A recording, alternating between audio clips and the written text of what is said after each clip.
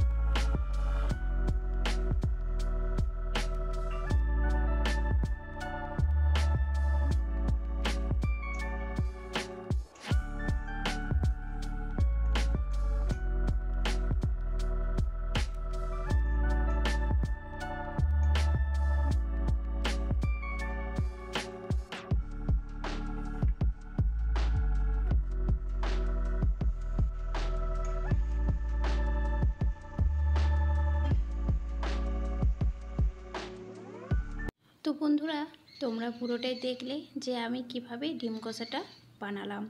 তো ভিডিওটা যদি ভালো লেগে থাকে তাহলে একটা লাইক, শেয়ার, কমেন্ট এবং সাবস্ক্রাইব করে পাশে থেকো। আর পাশে থাকা বেল বাটনটা প্রেস করে দিও, তাহলে আমি যখনই কোনো ভিডিও আপলোড করব তোমাদের কাছে পৌঁছে যাবে। তো সবাই ভালো থেকো, সুস্থ থেকো।